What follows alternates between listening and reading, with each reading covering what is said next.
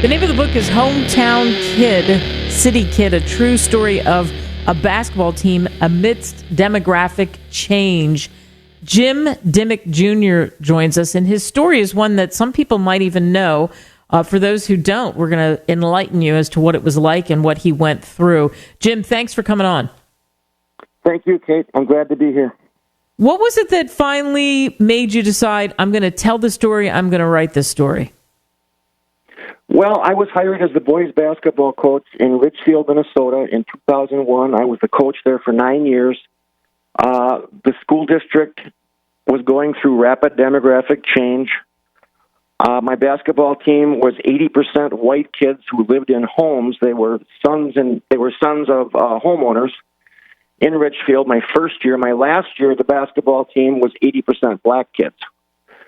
And as I went through these 9 years and I shared what was going on with my inner circle of friends and my family, everyone said, "You've got to write a book, Jim. This is about a lot more than just basketball. You need to write a book." So that's how it got started. And what was it like when the demographics changed? What did you deal with? What was it like for the team? What was it like as far as administrative pressures, I guess, and parents? Well, first of all, I can say that the kids got along great. Getting the parents together was a whole different issue. And there were many white parents in Richfield who welcomed the diversity, welcomed the competition, welcomed these African-American kids in. But there was a small group of people that did not like that change. And the book actually has 5 different storylines that are all parallel storylines that unfold over these 9 years. And they are a collection of separate incidents that kind of tell this story. And the first storyline is the high school boys basketball team, and we went to the state tournament, first state tournament trip in 31 years. We had packed gyms on Friday nights. It was really fun. The second storyline is about the youth program, the kids in grades 1 through 8 that were playing basketball, and how their parents reacted to the fact that my first year, the youth program was 95% white kids, and after 2 years, it was 50-50. And the third storyline is the community, and right from the get-go, there was a small group of citizens. They called themselves the Concerned Citizens. They did not have kids on the team, and they tried to get me fired in my second year, after my 4th year, and after my 9th year. And after my 9th year, they were successful with a brand new administration. And the fourth storyline is open enrollment. And in Richfield, at this time, the last 3 or 4 years I was there, about 10% of the student body of high school age students were open enrolling out of Richfield to a neighboring, more affluent white high school. And 10% of the high school students in Richfield were open enrolling in from South Minneapolis, and they were almost all African American kids. So you had 1/10 of the high school age students open enrolling out and 1/10 open enrolling in. And that was a hot button issue. And when kids from Minneapolis displaced Richfield kids, a lot of people didn't like that. And my detractors, I'm sure, would argue that my firing had nothing to do with race. It was about open enrollment, and it was about me recruiting kids into the community that were not Richfield kids.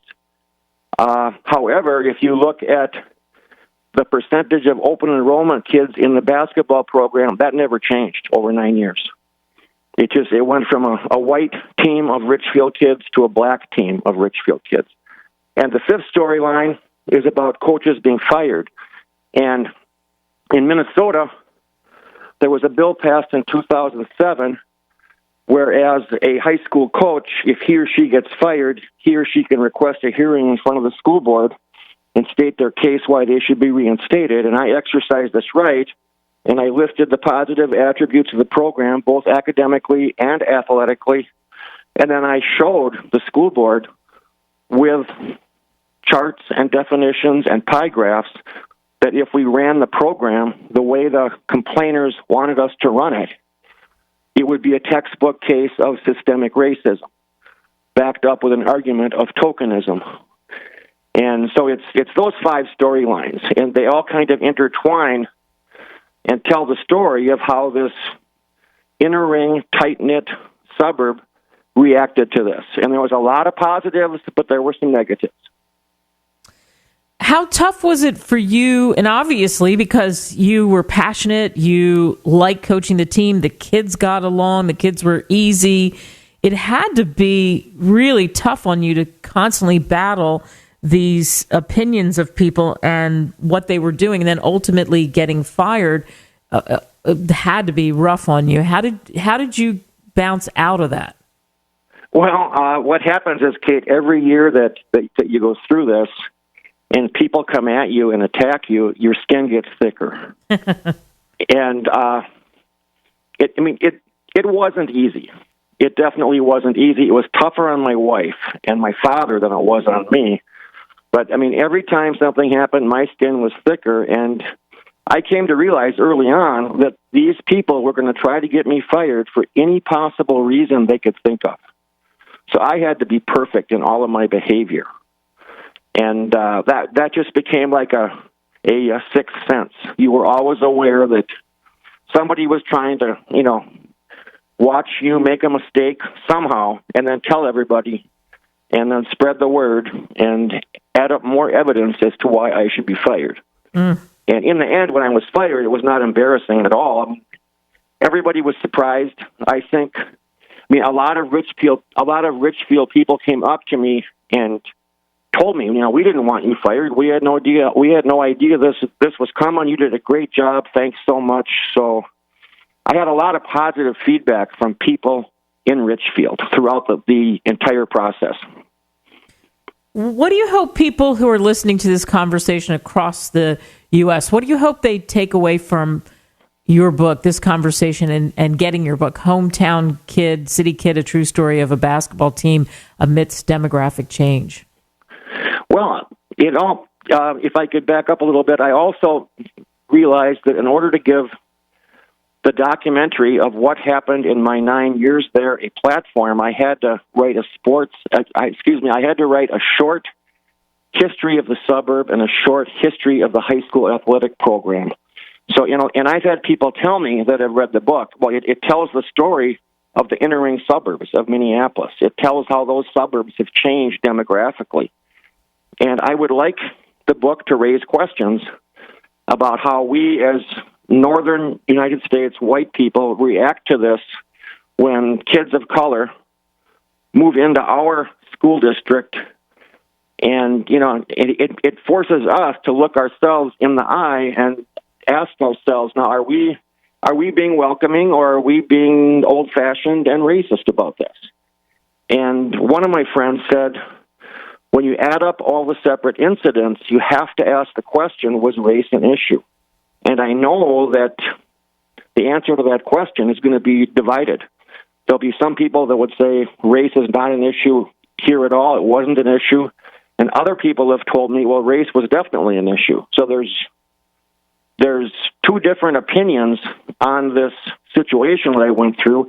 And when I went through this, when they were trying to fire me 2 times, it was a big deal in Minnesota. It made the major newspapers. It was on talk show radio, and there was a big public debate statewide about me and about open enrollment.